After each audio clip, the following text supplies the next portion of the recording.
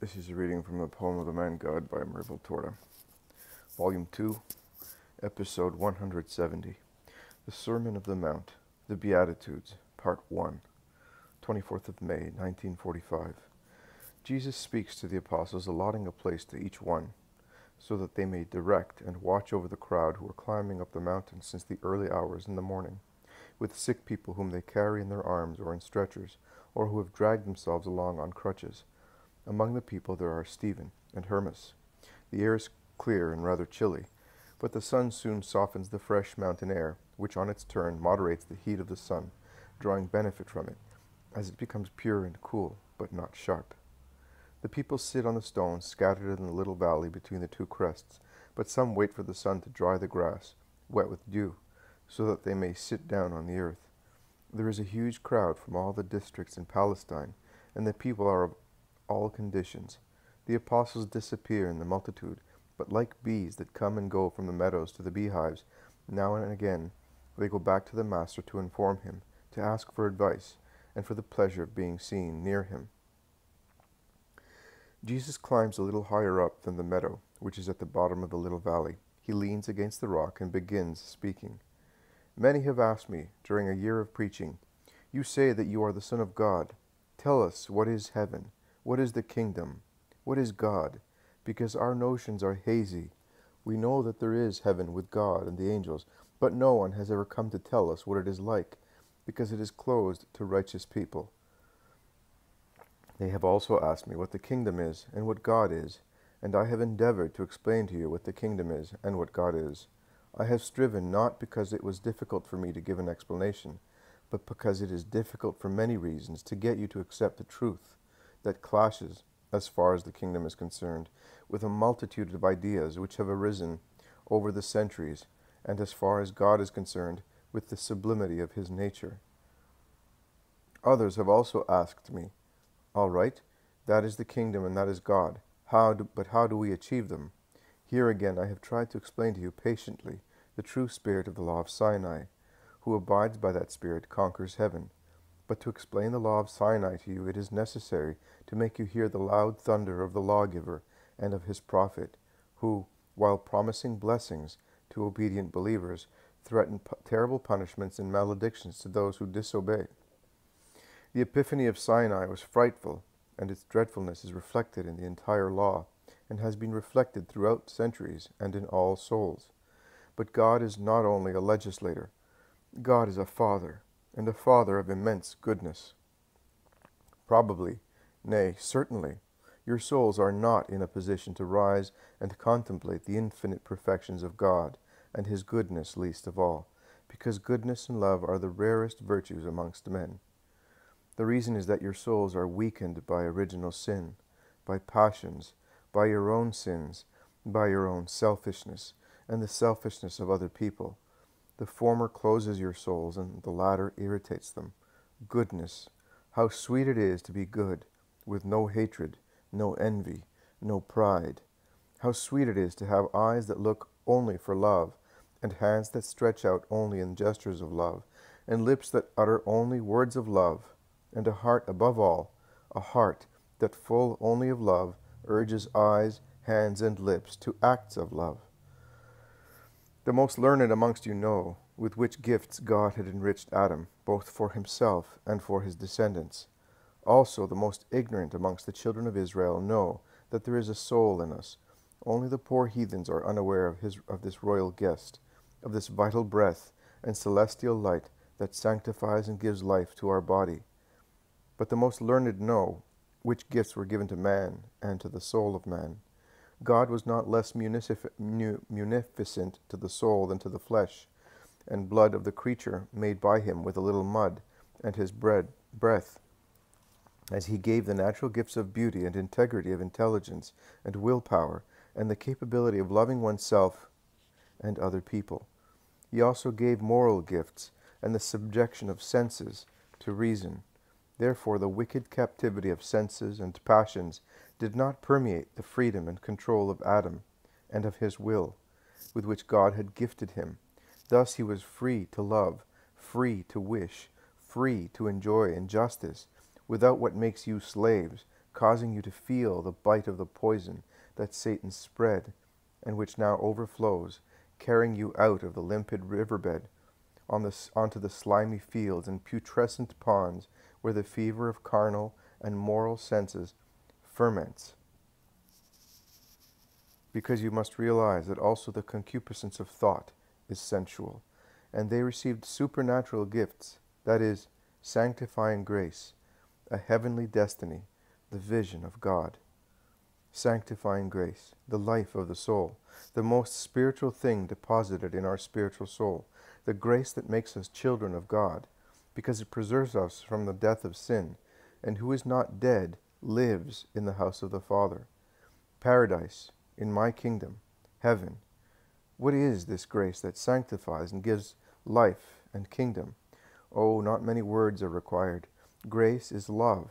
Grace is therefore God. It is God who, admiring himself in the creature whom he created perfect, loves himself, contemplates himself, desires himself, gives himself what is his own, to multiply it, to delight in the multiplication, to love himself in the many others who are others himself.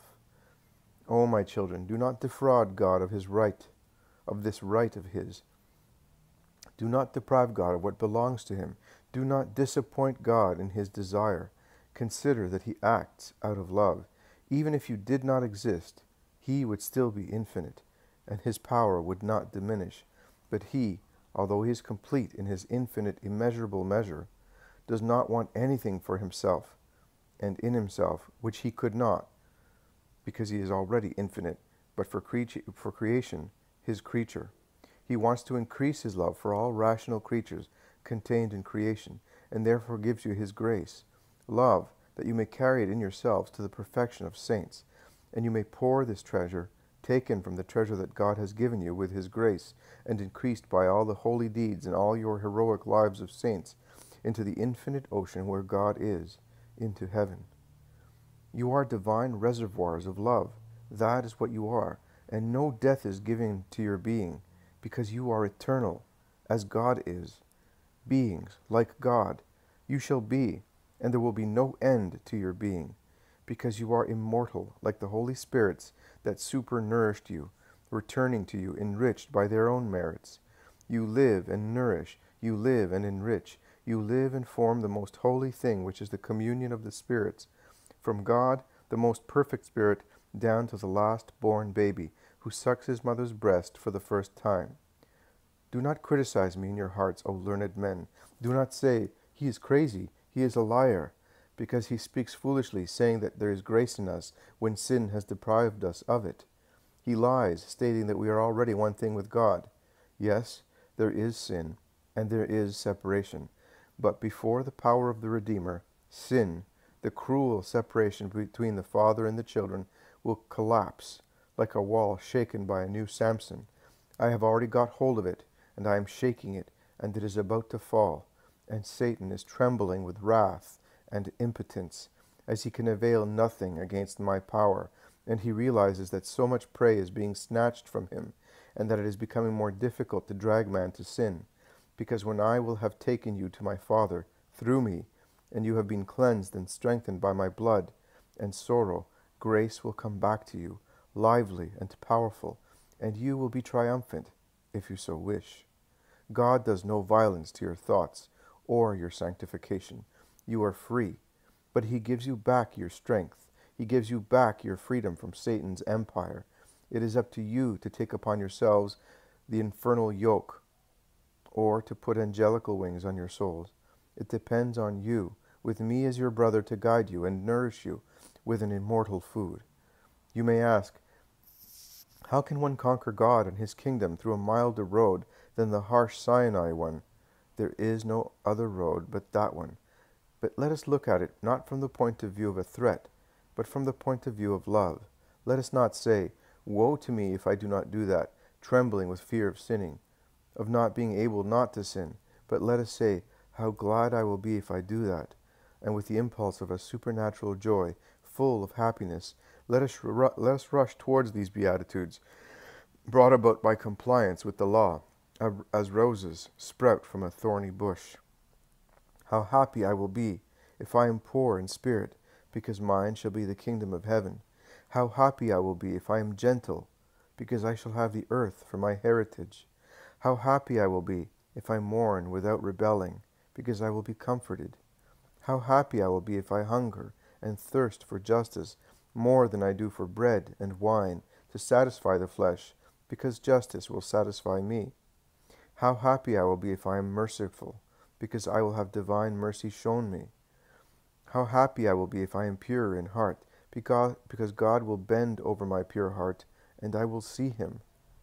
How happy I will be if I am peaceful in spirit, because God will call me his son, because love is in peace, and God is love, who loves whoever is like him.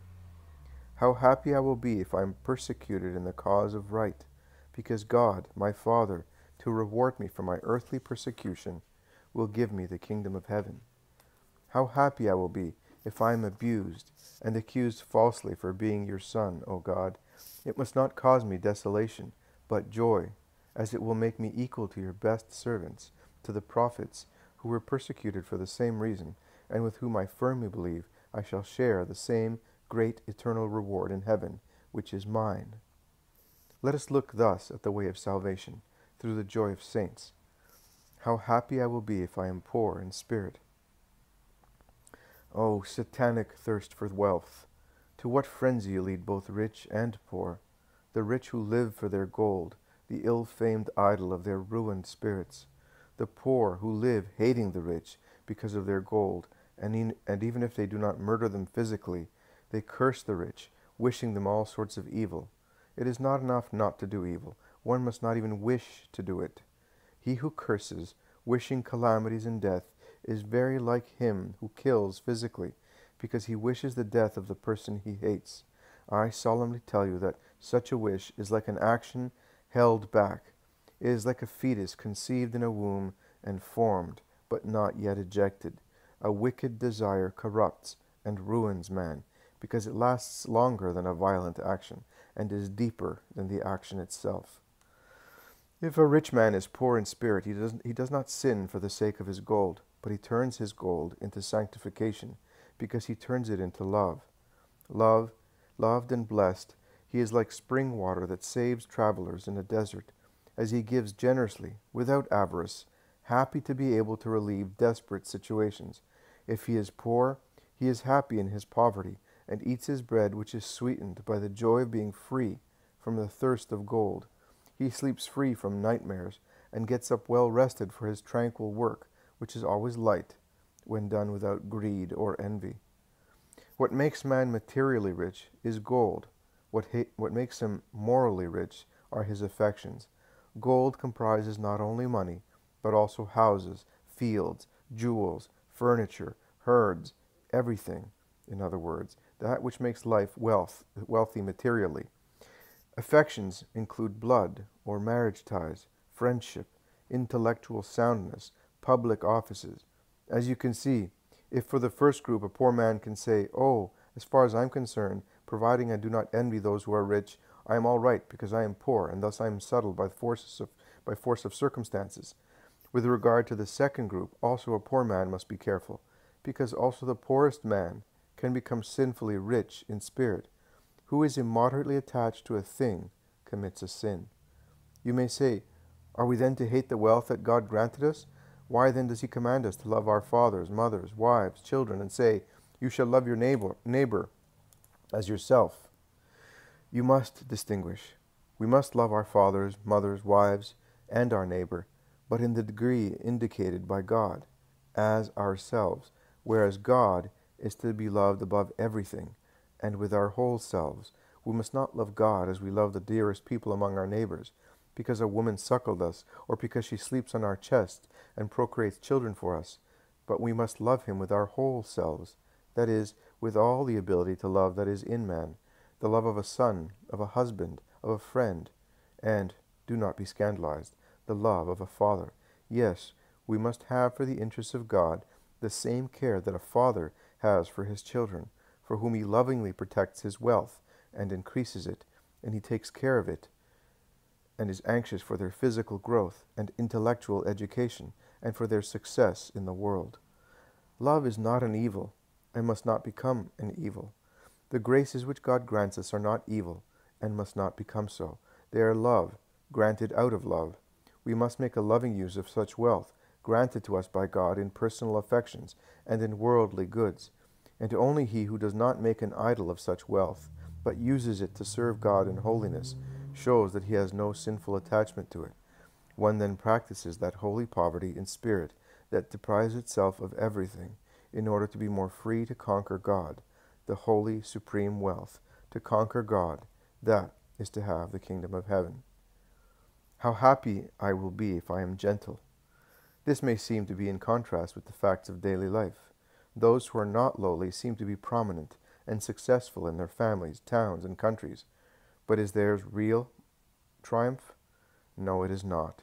It is fear that keeps apparently subdued those who are overwhelmed by the despot, but in actual fact it is nothing but a veil, drawn over the rebellion seething against the tyrant.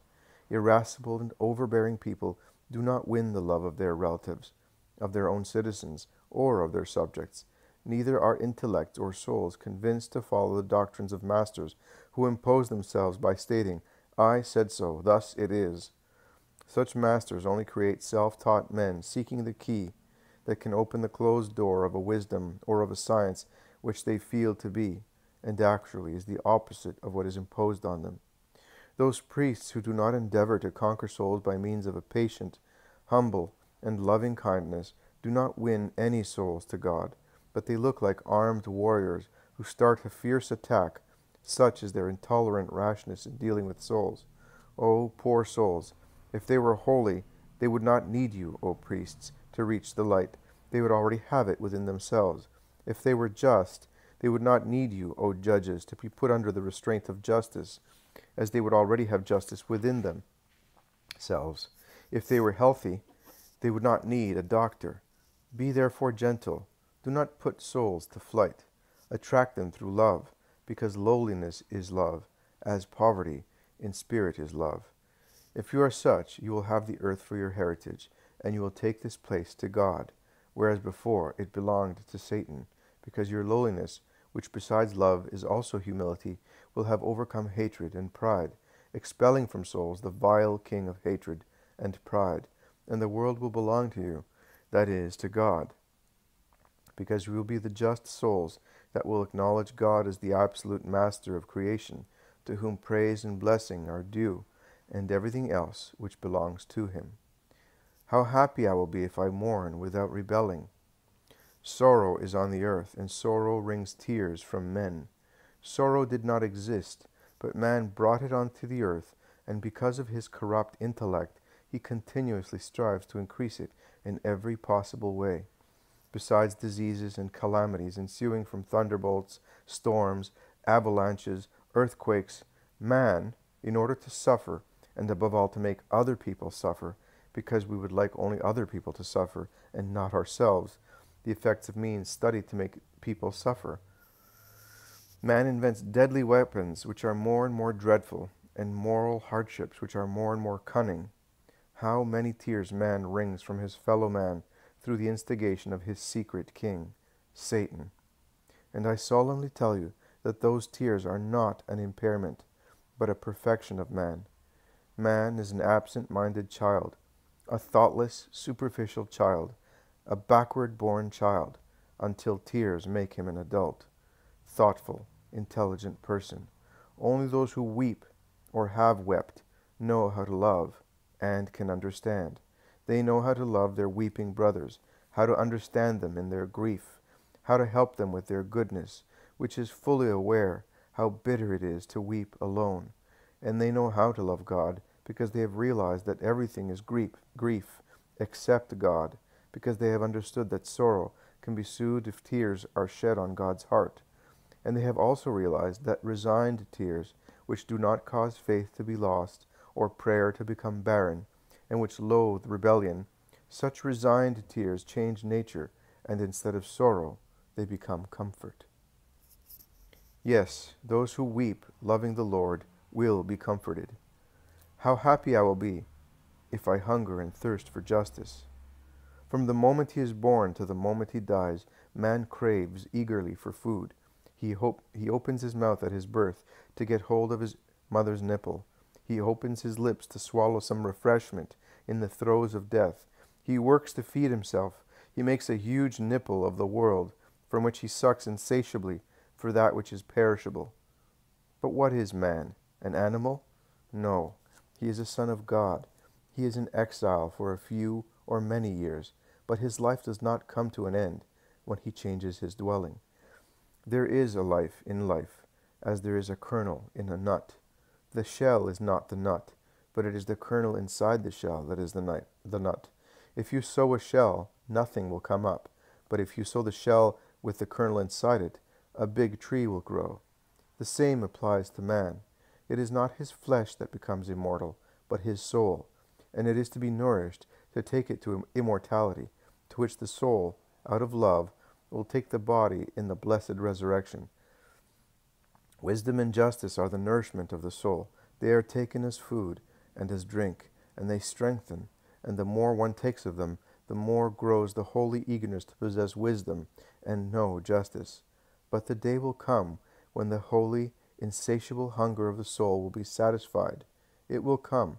God will give himself to his child, and will suckle him, and the child, destined for paradise, will be satisfied with the admirable mother, who is God himself, and man will never be hungry again, but will rest happily on God's divine bosom. No human science is equal to this divine science. The curiosity of the mind can be gratified, but the necessities of the spirit cannot. Nay, the spirit is disgusted by the difference in taste, and makes a wry mouth at the bitter nipple, preferring to suffer the pangs of hunger, rather than be filled with a food that does not come from God. Be not afraid, O men, thirsting or starving for God. Be faithful, and you will be satisfied by him who loves you. How happy I will be if I am merciful. Who amongst men can say, I do not need mercy? No one. Now, if in the old law it is written, eye for eye, tooth for tooth, why should we not stay in the new law? Who has been merciful shall find mercy. Everybody needs forgiveness. Well then, forgiveness is not achieved by formulae, or by the form of a rite, which are external symbols granted to man's dull mentality. It is instead obtained through the internal rite of love, which is still mercy. If the sacrifice of a goat or a lamb and the offer of a few coins were prescribed, the reason is that every evil is founded on two roots, greed and pride. Greed is punished through the expense for the purchase of the offering, pride by the open confession of the right. I am making this sacrifice because I have sinned. It is also done to anticipate the times and the signs of the times, and in the blood which is shed is symbolized the blood which will be shed to cancel the sins of men. Blessed therefore are those who are merciful, to those who are hungry, nude, homeless, to those who suffer from the greatest misery, which is to have a bad disposition, as it causes grief both to those who have it and to those who live with them. Be merciful, forgive, bear with people, help them, teach them, support them. Do not conceal yourselves in a crystal tower, saying, I am pure, and I will not descend among sinners. Do not say, I am rich and happy, and I will not hear of other people's miseries. Remember that your richness, your health, your family wealth may vanish quicker than smoke, blown away by a strong wind. And remember that crystal acts as a lens, and consequently, what may be unnoticed if you are mixed among the crowds cannot be concealed if you place yourselves in a crystal tower where you are alone, isolated, and illumined on all sides. Mercy is necessary to offer a continuous, secret, holy sacrifice of expiation, and to obtain mercy. How happy I will be if I am pure in heart. God is purity. Paradise is the kingdom of purity. Nothing impure can enter paradise where God is. Therefore, if you are impure, you will not be able to enter the kingdom of God. Oh, but what a joy the Father grants to his children in advance. Who is pure has in this world an advance of heaven, because God bends over a pure soul, and man from the earth can see his God.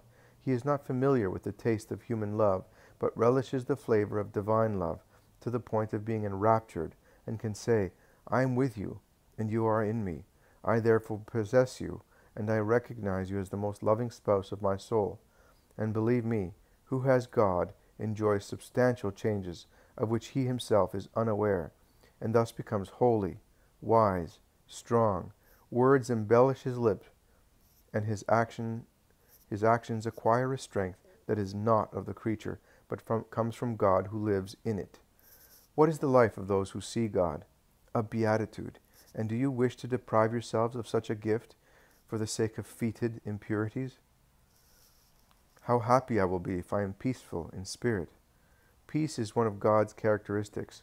God is to be found only in peace, because peace is love, whereas war is hatred. Satan is hatred. God is peace. No man can say that he is the Son of God, neither can God call son a man who has an irascible soul, always ready to stir up a storm. Not only, neither can he be called the Son of God, who, although not a troublemaker himself, by means of his own great peace does not help to calm the storms stirred up by other people. Who is peaceful propagates peace, also without uttering any words. Master of himself, and I dare say master of God, he divulges himself as a lamp spreads its light, as a thurible exhales its perfume, as a wineskin holds wine. And this sweet oil, which is the spirit of peace, issuing from the children of God, gives light in the foggy gloominess of ill feelings, and purifies the air from the miasmas of malice, and calms the raging waves of quarrels. Let God and men say that you are so. How happy I will be if I am persecuted in the cause of right. Man has become so devilish that he hates good wherever it is, and he hates who is good, as if who is good, even when silent, accuses and reproaches him. In fact, the goodness of one person makes the wickedness of a wicked person appear even more wicked. In fact, the faith of a true believer makes the hypocrisy of a false believer appear more clearly. In fact, he who by his way of living continuously bears witness to justice can but be hated by the unjust, and then the unjust are pitiless towards the lovers of justice. The same applies here as in wars. Man makes more progress in the satanic art of persecution than in the holy art of love, but he can persecute only what has a short life. What is eternal in man eludes the snare, nay, it achieves a more energetic vitality than persecution itself. Life escapes through the bleeding wounds, or because of the privations that consume those who are persecuted. But the blood makes the purple of the future king, and the privations are as many steps to ascend the thrones that the Father has prepared for his martyrs, for whom are reserved the royal seats in the kingdom of heaven. How happy I will be if I am accused and abused falsely. Strive to have your names written in the celestial books, where names are not written according to human falsehood, which is accustomed to praise those who less deserve praise, where, instead of with justice and love, are written the deeds of good people, in order to give them the reward promised to the blessed ones by God. In the past, the prophets were calumniated and abused, but when the gates of heaven are opened, they will enter the city of God like imposing kings, and the angels will bow, singing out of joy.